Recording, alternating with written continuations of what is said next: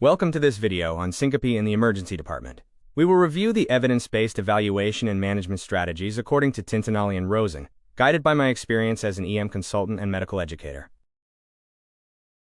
Let's establish our clinical foundations by defining transient loss of consciousness, or TLOC. Syncope is a subset of TLOC, characterized by a sudden, brief loss of consciousness and postural tone with spontaneous recovery. Syncope is primarily caused by three pathophysiological mechanisms. Reflex, or neurally mediated syncope, is usually benign. Orthostatic syncope is often due to volume depletion, and cardiac syncope, involving arrhythmias or structural disease, carries the highest mortality risk.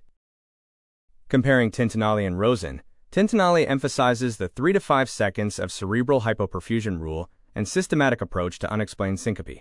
Rosen focuses heavily on structural versus electrical cardiac disease, age as a risk factor, and psychiatric pseudosyncope.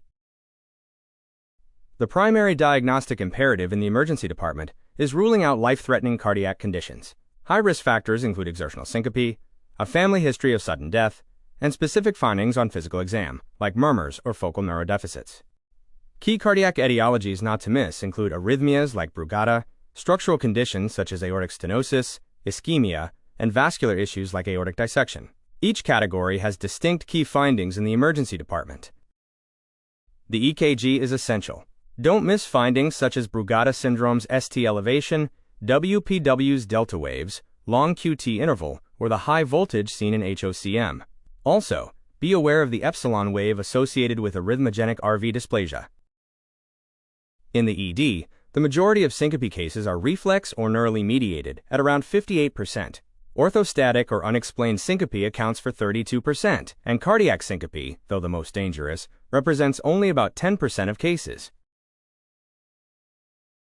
The San Francisco Syncope Rule, CHESS, is a key high-risk decision rule. Any yes answer to congestive heart failure history, hematocrit less than 30%, EKG abnormality, shortness of breath, or systolic BP less than 90 millimeters of mercury indicates a high risk for 7-day serious outcomes. Our clinical decision pathway involves a thorough history and physical exam, followed by diagnostic screens like EKG and POCUS. Next, we perform risk stratification, using tools like the San Francisco Rule to determine the appropriate disposition for the patient. The disposition decision, whether home, observation, or inpatient admission, must optimize patient safety while ensuring responsible resource utilization. Always err on the side of caution when high-risk features are present. Thank you for watching this video. I am Dr. Nasser Hassan, emergency medicine consultant, and I hope this video has provided valuable insights into the evaluation and management of syncope in the ED. These are the image sources used in this video.